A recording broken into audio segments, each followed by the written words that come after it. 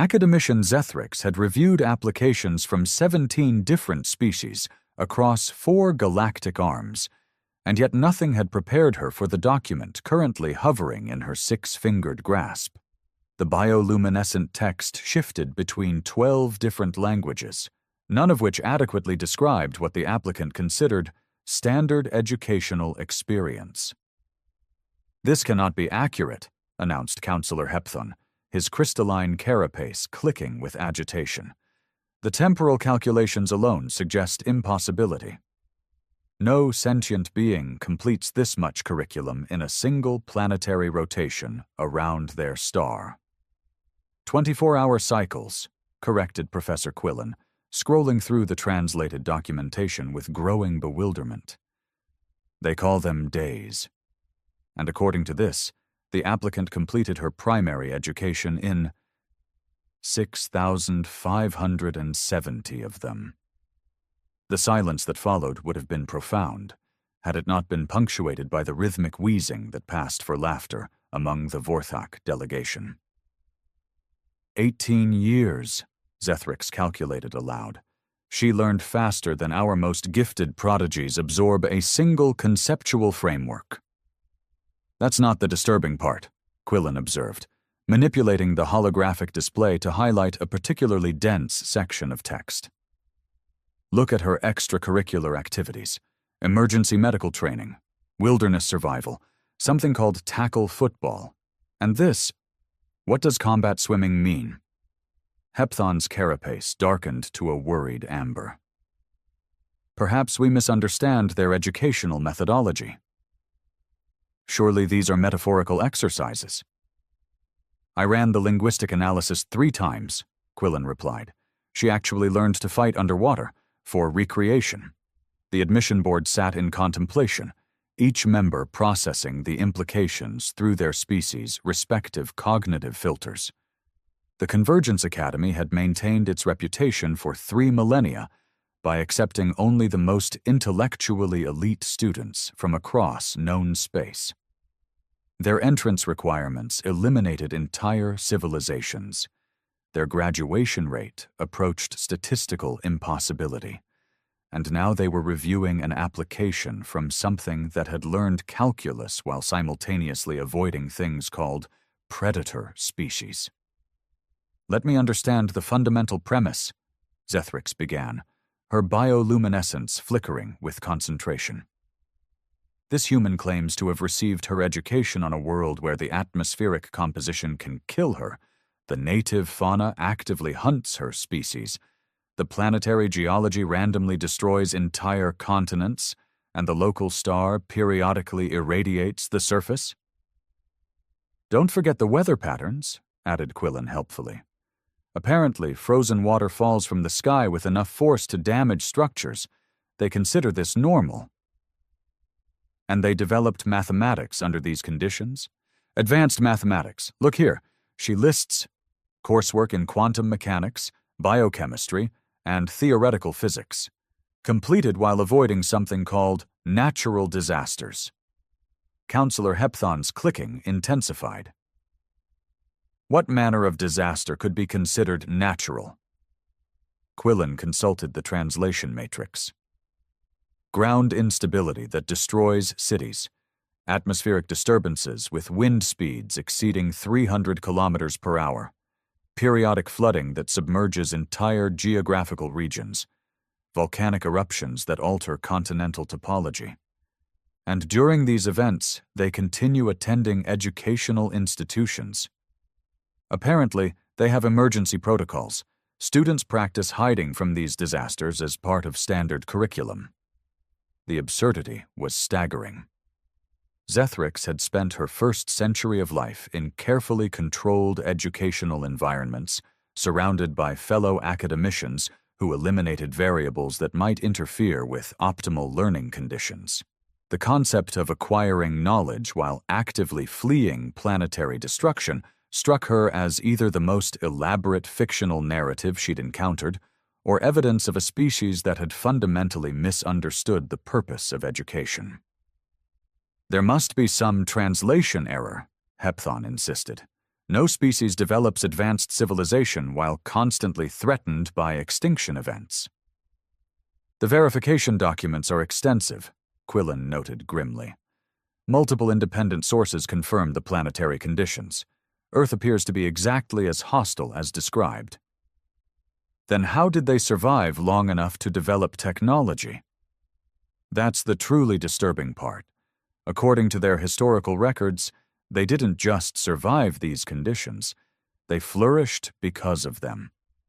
Zethrix felt her bioluminescence dim as she processed this information. Species throughout the galaxy had achieved interstellar travel by eliminating environmental challenges, creating stable societies, and providing their populations with centuries of uninterrupted study.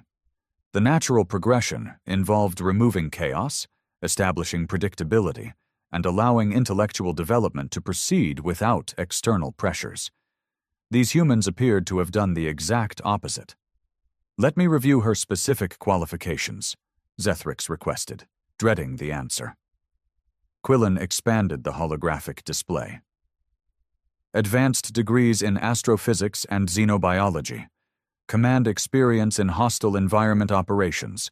Fluency in 43 languages, including 17 considered mathematically impossible to pronounce. Combat training in multiple disciplines. Survival certification for 12 different planetary classifications. Emergency medical qualification. Leadership credentials from something called military service. Military service? Organized conflict resolution through applied violence. The admission board absorbed this revelation in stunned silence. The concept of intentionally engaging in organized violence as an educational experience challenged their fundamental understanding of civilized behavior. "She learned leadership by participating in warfare?" Hepthon asked weakly. "Apparently, it's considered advanced problem-solving under extreme pressure. The application includes commendations for creative tactical solutions in life-threatening scenarios." "What kind of solutions?" Quillen hesitated. The translation is unclear, but it appears she once resolved a strategic impasse by deliberately causing a controlled avalanche to eliminate opposing forces while simultaneously creating an escape route for her own personnel. She weaponized geological instability as a learning experience. Zethrix found herself reconsidering fundamental assumptions about intelligence and education. The Convergence Academy prided itself on intellectual rigor, but their students learned in environments where failure meant repeating coursework, not immediate death. The idea that someone had mastered advanced theoretical concepts while surrounded by active threats suggested either remarkable mental discipline or complete insanity. "What does she hope to accomplish here?" Hepthon inquired. According to her personal statement, she considers the Academy's curriculum relaxing compared to her previous educational experiences. She's particularly interested in studying under conditions where natural disasters won't interrupt lectures. The irony was not lost on any of them. Students across the galaxy competed for admission to the Academy precisely because of its challenging requirements and unforgiving standards. This human viewed their most demanding educational environment as a comfortable retreat from her normal learning conditions. "The committee faces an unprecedented decision," Zethrix announced formally. "We have an applicant whose qualifications exceed our requirements, whose educational background defies comprehension, and whose species appears to have confused surviving apocalyptic scenarios with standard curriculum. I move to reject the application," Hepthon stated immediately. "The risk assessment alone suggests potential disruption to our established academic environment." "I disagree," Quillen interjected. "Her credentials are extraordinary. If she can master advanced theoretical concepts while dodging planetary extinction events, imagine what she might accomplish in our controlled academic setting." "That's precisely what concerns me," Hepthon replied. Zethrix considered both perspectives while reviewing the application one final time. The human had included a brief video introduction that somehow managed to be both humble and terrifying. Commander Kess Thornfield appeared remarkably unremarkable. Bipedal, average height, standard bilateral symmetry, until she began speaking about her educational philosophy. Learning happens fastest when failure has immediate consequences, she explained with unsettling cheerfulness. Earth taught me that comfort is the enemy of growth. I'm looking forward to discovering what I can accomplish when survival isn't a constant variable in my problem-solving equations. The video concluded with her demonstrating something called a pull-up while suspended from what appeared to be a malfunctioning spacecraft, explaining that she preferred to maintain her study routine even during equipment failures. "Motion to accept," Zethrix declared suddenly. Her colleagues stared in various expressions of shock. "We have an opportunity to observe educational methodologies that challenge our fundamental assumptions about learning," she continued. "This human represents a completely different approach to intellectual development. Rejecting her would be academic cowardice." "Or academic wisdom," Hepthon muttered. "The vote is called," Zethrix announced formally. "All in favor of accepting Commander Kess Thornfield's application to the Convergence Academy?" 3 of the 7 committee members raised their appendages. All opposed? 2 more appendages. Abstentions? The remaining 2 members remained motionless. "Motion carries by plurality vote. Commander Thornfield will be notified of her acceptance and provided with standard orientation materials." "Should we include warnings about our academic expectations?" Quillen asked. Zethrix's bioluminescence flickered with what might have been amusement. "I suspect she'll find our warnings adorably optimistic."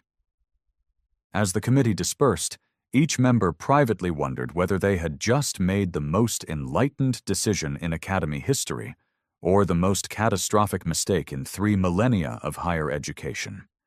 The answer they would discover was both. Commander Kess Thornfield stood before the Academy's main entrance, watching architecture that defied 3-dimensional thinking fold itself into increasingly impossible geometries. The building appeared to be having an existential crisis about which direction constituted up, and she found this oddly comforting. After 18 years on a planet where gravity occasionally forgot its job during seismic events, a confused building seemed almost quaint. "You must be the famous Earth specimen," announced a voice from somewhere behind her left shoulder. Thornfield turned to find something that resembled a metallic peacock crossed with a philosophy textbook. Crystalline feathers caught sunlight from multiple star systems, creating patterns that probably meant something profound to anyone who wasn't suffering from immediate sensory overload. "Kess Thornfield," she replied, extending her hand before realizing her greeter possessed no obvious appendages designed for reciprocal gripping gestures. "Valeth of the 9th Contemplation," the being responded, somehow managing to convey amusement without facial features. "I've been assigned as your orientation partner. Fair warning, I've spent the last 47 years studying optimal learning methodologies. Your educational background has become something of a case study in our Applied Impossibility seminars."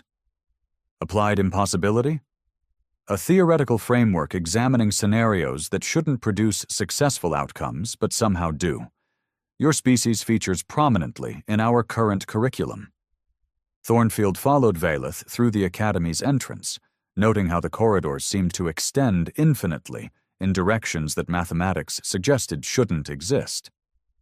Students drifted past in various states of corporeal existence, some walking, others floating, a few existing as concentrated probability clouds that occasionally coalesced into geometric shapes. "How long have you been studying here?" Thornfield asked. 312 years, local time.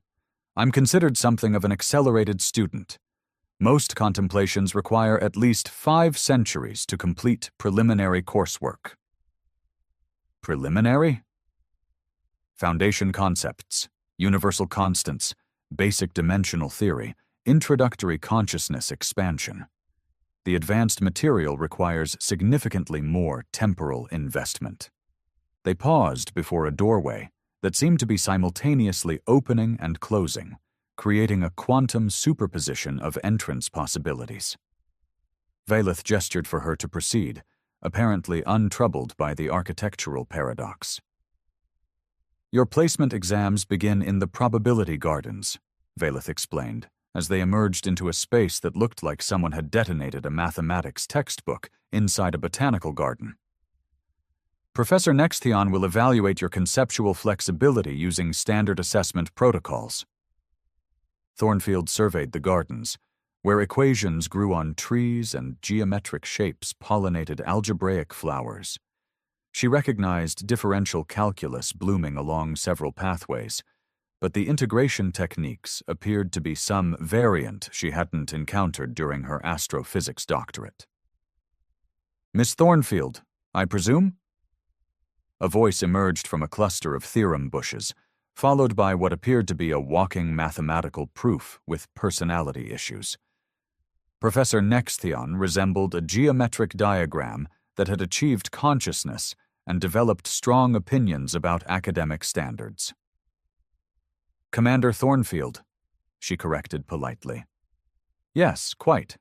Military hierarchy becomes irrelevant in academic environments. Here, intellectual merit supersedes external rank structures. We'll begin with fundamental logical framework assessment. The professor gestured toward a complex maze where abstract concepts had manifested as physical obstacles. Navigate to the center using only validated reasoning methodologies. Students typically require several attempts to develop appropriate philosophical approaches.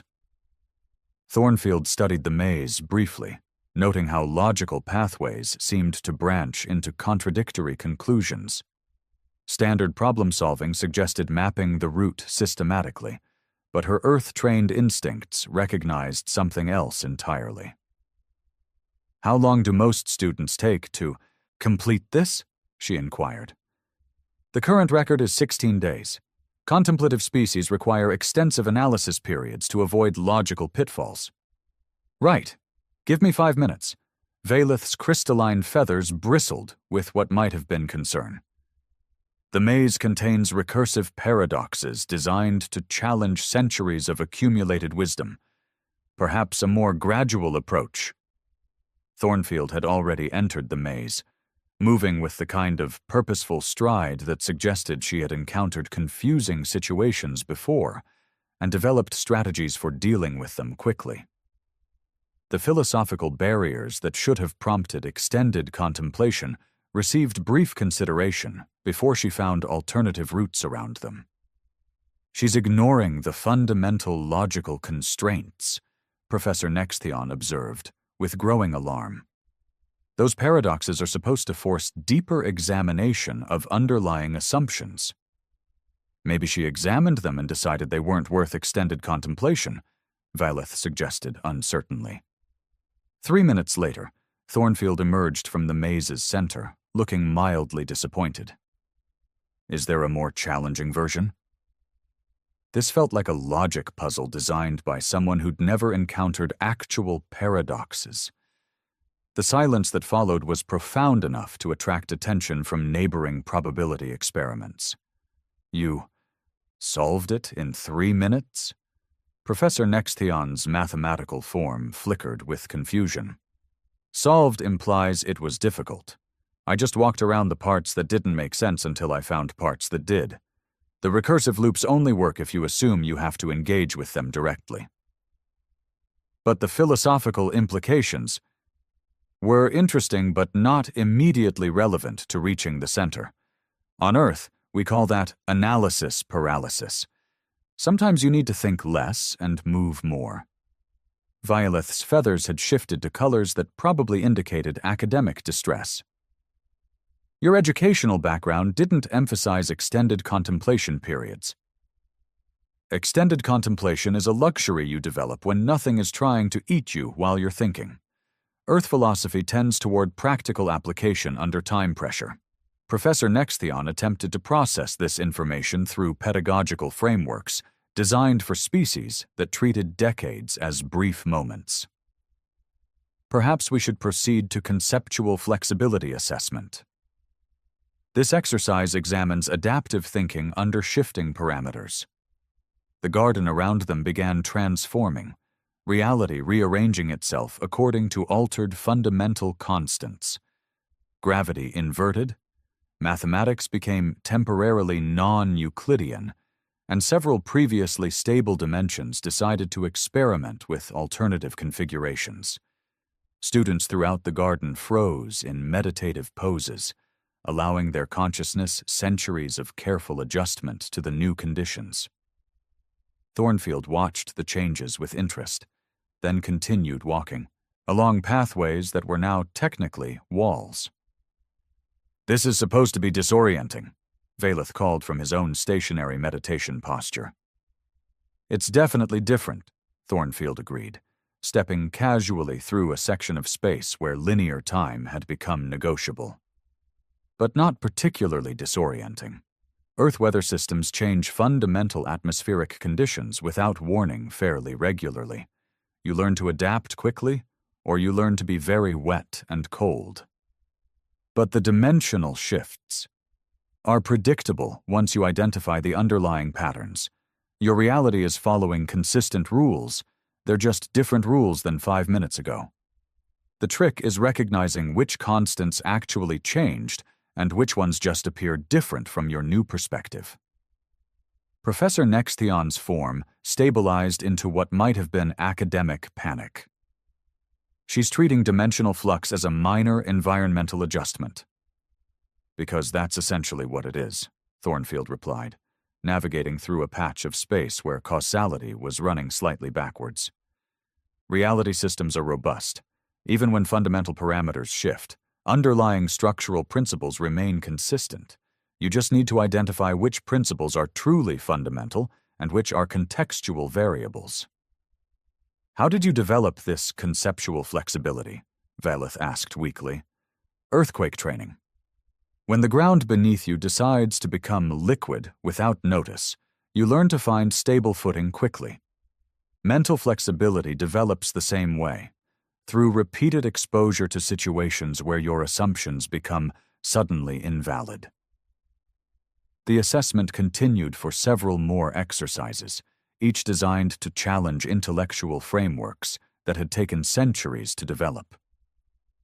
Thornfield approached them with the casual competence of someone accustomed to solving problems, while other problems were actively trying to complicate the solutions. "Perhaps we should discuss your academic goals," Professor Nexthion suggested finally, his mathematical form looking exhausted. "What do you hope to accomplish during your tenure here?" Thornfield considered the question while absently solving a probability equation that was growing on a nearby tree. "Honestly, I'm curious to discover what I can learn when I'm not constantly managing survival variables. Earth education tends to be interdisciplinary by necessity. You never know when astrophysics knowledge might be essential for avoiding volcanic eruptions, or when medical training might be required during a hiking expedition gone wrong. And you consider this educational approach optimal?" "I consider it practical. Earth taught me that knowledge without application is just expensive entertainment. But knowledge combined with adaptive thinking under pressure becomes capability. I'm interested in developing capabilities I haven't needed yet." Valeth's feathers had settled into patterns that suggested deep philosophical confusion. "Your species pursues education through controlled catastrophe." "Not controlled, that's the point. Real catastrophes don't wait for convenient timing or optimal preparation. They happen when they happen, and you either adapt quickly or become an instructive example for whoever survives to tell the story." As orientation concluded, Thornfield found herself assigned to advanced coursework typically reserved for students with centuries of preliminary preparation. Her academic trajectory defied institutional precedent, but her assessment results defied explanation through conventional pedagogical theory. Walking back through corridors that had mercifully returned to standard dimensional configurations, she reflected on the Academy's approach to learning. The methodologies were sophisticated, the intellectual frameworks elegant, the students dedicated to rigorous contemplation. It was going to be refreshingly peaceful. The Advanced Crisis Management Laboratory existed in a state of perpetual near disaster, which the Academy's designers had apparently considered an appropriate environment for testing theoretical knowledge under simulated stress. Thornfield entered the lab to find her assigned team clustered around a holographic display depicting their examination scenario. A mining platform experiencing cascading system failures in deep space. Her teammates represented the Academy's intellectual elite. Korath the Deliberate had spent 4 centuries mastering systematic analysis. Yimthara possessed 17 different consciousness expansion degrees. Zixel approached problems through crystalline logic matrices that took decades to properly configure. Each brought methodology refined across lifespans that measured in geological epochs. They were examining the scenario with the kind of careful attention typically reserved for diffusing quantum bombs. The cascading failures follow predictable patterns, Korath announced, his elongated cranium pulsing with concentration. If we construct comprehensive failure trees for each subsystem, cross-reference probability matrices, and establish causal relationship mappings, we should identify optimal intervention points within 90 to 120 hours. Agreed, added Imthara, her ethereal form shifting through several analytical states. However, we must also consider secondary and tertiary consequences of each potential intervention. Hasty action could transform manageable problems into catastrophic scenarios. Zixel's crystalline structure chimed with harmonic frequencies that somehow conveyed mathematical precision. I recommend establishing a comprehensive committee structure. Each team member can focus on specific subsystem analysis. Then we reconvene to synthesize findings before proposing solutions. Thornfield listened to their planning session while studying the scenario herself. The mining platform was experiencing what Earth emergency protocols would classify as a normal Tuesday. Power grid instabilities, life support fluctuations, structural integrity compromised by equipment failures, and approximately 47 miners trapped in sections that were becoming progressively more uninhabitable. How long do we have to resolve this? She inquired.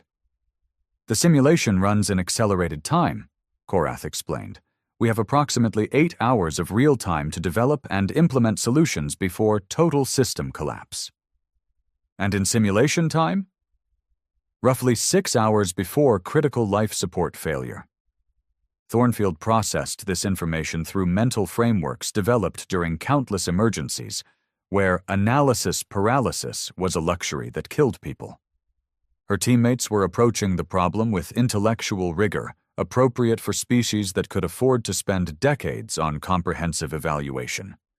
The miners would be dead in 6 hours. What if we start implementing immediate stabilization measures while conducting analysis?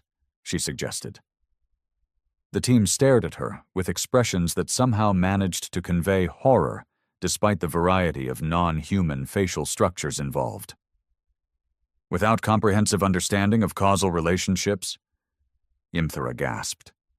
That's incredibly dangerous. More dangerous than letting 47 beings die while we spend 80 hours creating the perfect plan? But premature intervention could worsen the situation, Zixel protested. Academic literature is filled with examples of hasty decisions creating larger problems.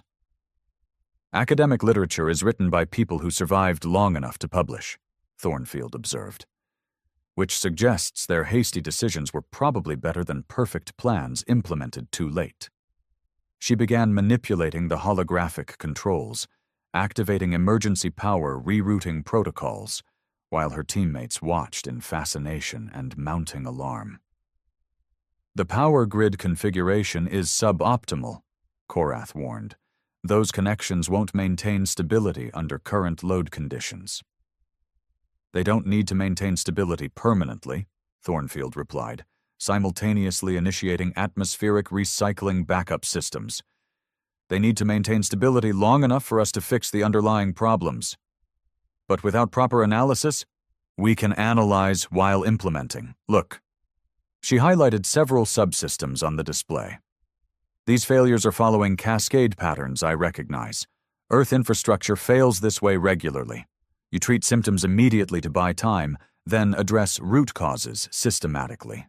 Her teammates began protesting simultaneously, creating a cacophony of academic concern that suggested years of training in theoretical problem-solving without experience in practical application under time pressure. Thornfield ignored their objections and continued implementing emergency measures. Within 30 minutes, she had stabilized life support systems, rerouted power around critical failures, and established communication with the trapped miners. The crisis hadn't been resolved, but immediate death had been postponed. Now we can do proper analysis, she announced, but the miners won't die while we're thinking. Korath's cranium pulsed with confused patterns.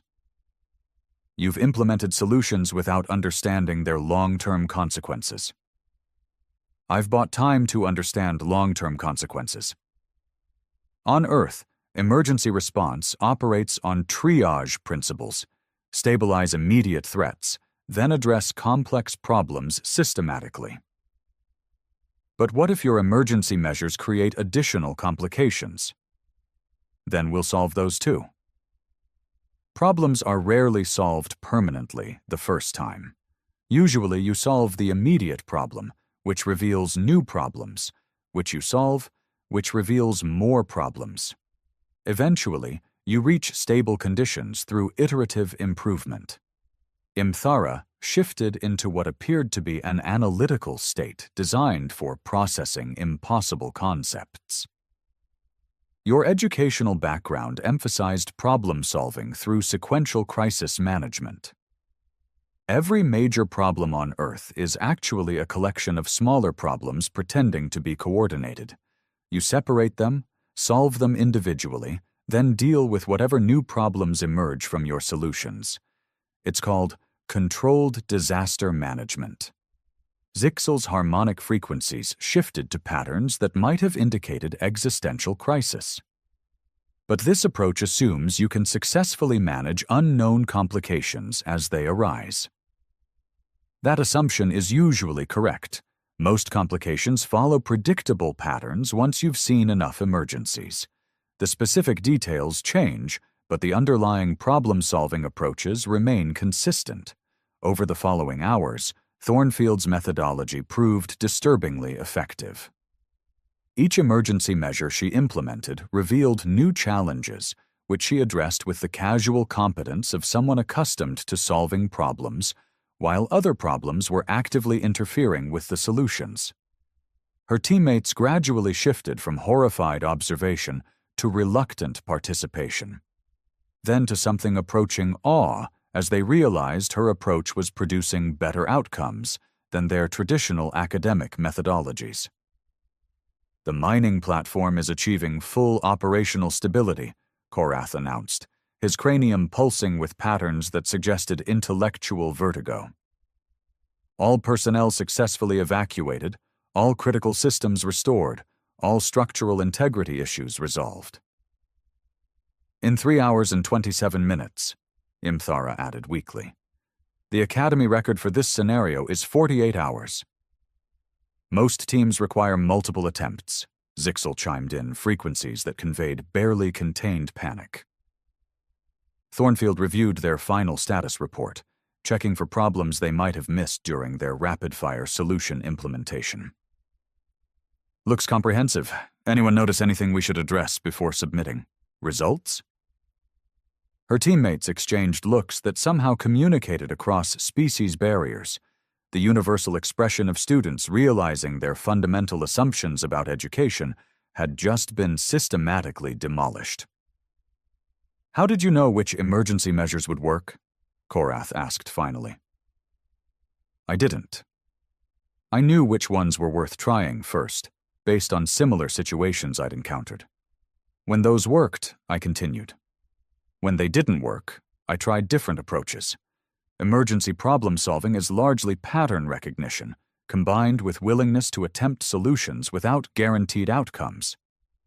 But what if you had been wrong? Then we would have tried something else. Being wrong isn't catastrophic unless you refuse to acknowledge the wrongness and adjust accordingly. Earth taught me that perfect solutions are less important than adaptable solutions.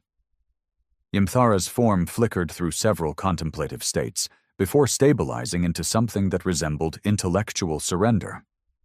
Your species approaches complex problems through embracing uncertainty? We approach complex problems by accepting that uncertainty is permanent and planning accordingly. You can't eliminate unknown variables, but you can develop capability to handle unknown variables as they reveal themselves. As they submitted their examination results, each team member processed the implications of what they had witnessed. Centuries of academic training had emphasized the importance of comprehensive understanding before implementing solutions. This human had demonstrated that comprehensive understanding could be developed during implementation, provided you maintained sufficient adaptability to course-correct when reality disagreed with your assumptions. Walking back through corridors that no longer seemed impossibly complex, Thornfield reflected on the examination experience. Her teammates possessed intellectual frameworks elegant enough to solve any problem, given sufficient time and resources. They had been trained to pursue optimal solutions through exhaustive analysis. Unfortunately, most real problems didn't provide sufficient time and resources for exhaustive analysis. The Academy's approach to education emphasized theoretical mastery before practical application. Earth's approach emphasized practical application as the fastest route to theoretical mastery. Both methodologies produced competent individuals, but they produced competence in completely different operational environments. She was beginning to understand why the Academy had never encountered a human student before. Their educational philosophies weren't just different. They were fundamentally incompatible approaches to the same basic challenge of preparing minds for an unpredictable universe. The question was whether the Academy would adapt to accommodate Earth-style learning, or whether she would need to adapt to accommodate Academy-style teaching. Based on her examination results, that question had probably already answered itself. 6 months later, Commander Kess Thornfield stood before the assembled Academy hierarchy, clutching a graduation certificate that represented the fastest academic completion in 3 millennia of institutional history. The ceremony hall stretched beyond visible horizons, filled with species who had traveled across galactic distances to witness something that their collective educational experience suggested should have been impossible. Dean Quintilian, whose ancient consciousness had overseen 47,000 graduation ceremonies, approached the podium with movements that conveyed both ceremonial gravity and barely concealed bewilderment. In recognition of unprecedented academic achievement, he announced, his voice resonating through translation matrices calibrated for 17 different auditory processing systems. The Academy Council has unanimously selected Commander Thornfield to deliver this cycle's valedictory address. Scattered applause rippled through the assembly, polite, confused, and tinged with the kind of anticipation typically reserved for witnessing historical anomalies. Thornfield approached the podium, surveying an audience that represented the galaxy's intellectual elite, beings who had spent centuries mastering single concepts, civilizations that measured educational progress in geological epochs, students whose preliminary coursework required longer than entire human lifespans. And they were all staring at her with expressions that somehow transcended species barriers to communicate universal academic bafflement. "When I applied to this academy," she began, "your admissions committee spent considerable time debating whether Earth qualified as an educational institution or an extended suicide attempt. A ripple of what might have been laughter passed through species capable of appreciating irony. The confusion was understandable. Most civilizations develop advanced education by eliminating variables that interfere with optimal learning conditions. You create stable environments, remove external pressures, and provide students with centuries of uninterrupted study time. She paused, noting how several audience members were nodding with the satisfaction of beings whose educational philosophies had just been validated. Earth took a different approach. Instead of eliminating challenging variables, my planet used them as primary curriculum components. Every lesson came with immediate practical application requirements. Every concept had to prove its utility under conditions where theoretical knowledge alone was insufficient for survival. Dean Quintilian's ancient features shifted into patterns that suggested he was reconsidering fundamental assumptions about pedagogy. You study mathematics in carefully controlled environments designed to optimize comprehension. I learned calculus while calculating trajectory adjustments for avoiding predatory wildlife during cross-country navigation exercises. You master physics through elegant theoretical frameworks. I learned thermodynamics by building emergency shelters in sub-zero temperatures where miscalculations meant hypothermia. The audience's attention had shifted from polite ceremony to genuine fascination. Your educational philosophy asks, how can we eliminate distractions so students can focus on learning? Earth's educational philosophy asks, how can we ensure learning remains functional when everything goes wrong simultaneously? She gestured toward the Academy's impossible architecture surrounding them. This institution represents the pinnacle of theoretical education. Students here develop intellectual capabilities that span centuries of careful cultivation. The knowledge accumulated within these walls could solve any problem, given sufficient time and resources. Several faculty members straightened with pride. But here's what I discovered during my time here. Most problems don't provide sufficient time and resources. Most crises don't wait for optimal preparation. Most emergencies occur precisely when your theoretical frameworks are least prepared to handle them. The pride was beginning to fade into something approaching concern.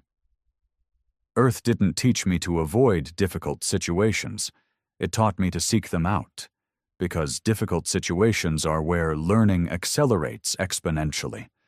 Every challenge I encountered here felt familiar, not because I had studied similar problems, but because I had learned to recognize underlying patterns that transcend specific circumstances. Imthara, sitting in the front row with her former teammates, shifted through several contemplative states before settling into what appeared to be intellectual crisis management mode. You asked me what Earth taught me that enabled such rapid academic progress. The answer isn't what Earth taught me. The answer is how Earth taught me. My planet didn't just provide information.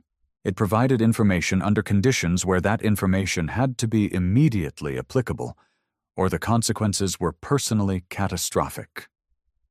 She looked directly at the Academy faculty, noting their growing discomfort. Every species here achieved interstellar civilization by creating predictable, stable societies where learning could proceed without external interference. You eliminated chaos to optimize education. Earth preserved chaos as an essential educational component. Dean Quintilian's translation matrix was struggling to process concepts that challenged foundational assumptions about civilized development. The result is two completely different definitions of intelligence. You define intelligence as the ability to solve complex problems given adequate preparation time. Earth defines intelligence as the ability to solve unexpected problems with inadequate preparation time.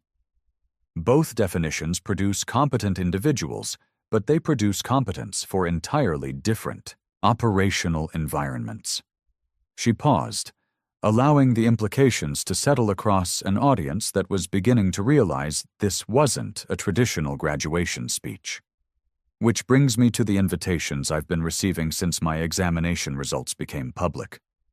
17 different civilizations have requested educational exchange programs with Earth.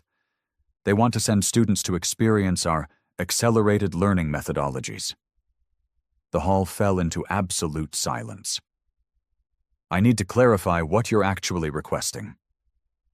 You're asking to send your most promising students to a planet where the educational curriculum includes surviving atmospheric conditions that can kill them, navigating terrain populated by organisms specifically evolved to hunt sentient beings, and developing technological solutions while geographic instability randomly destroys infrastructure.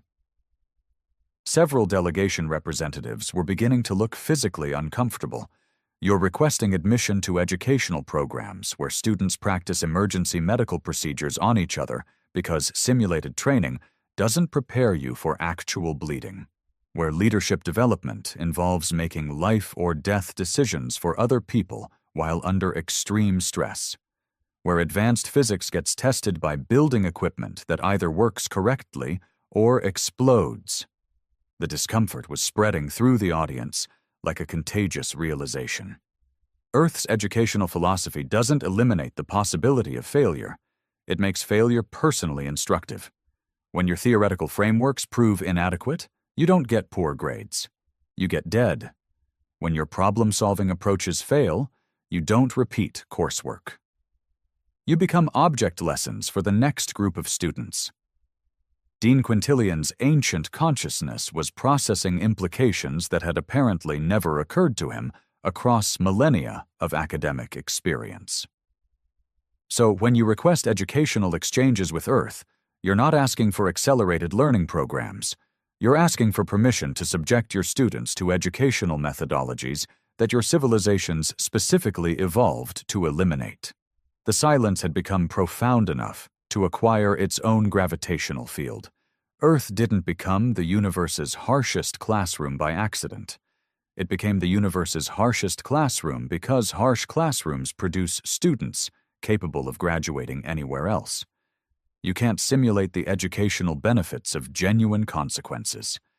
You can't replicate the learning acceleration that comes from knowing your mistakes will be personally catastrophic. She looked across the assembly one final time. The Academy taught me that intelligence without practical application becomes elaborate theoretical entertainment. Earth taught me that practical application without academic foundation becomes sophisticated guesswork.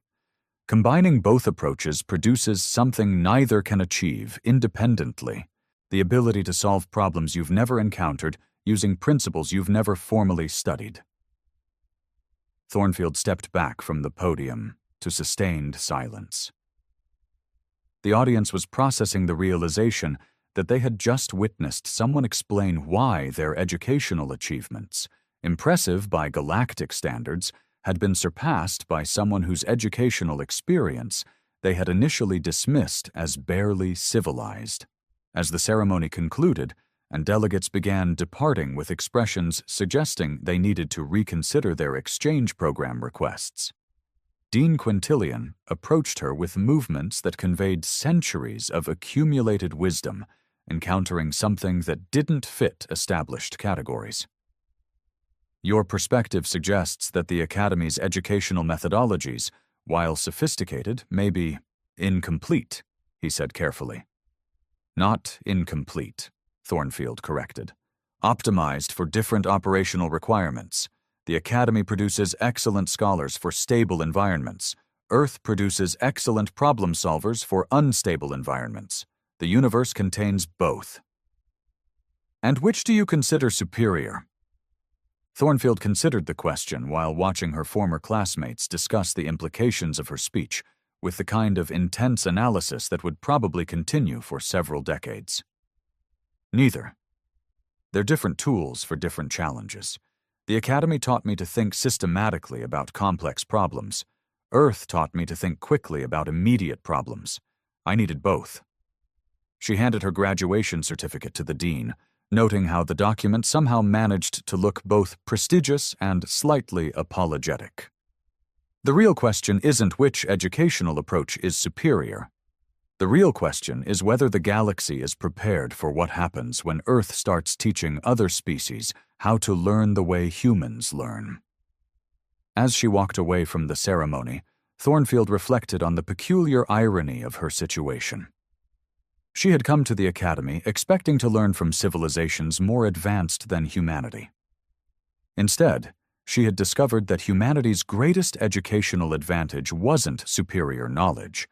It was superior preparation for acquiring knowledge under impossible conditions. The universe, it seemed, was about to become a considerably more interesting classroom.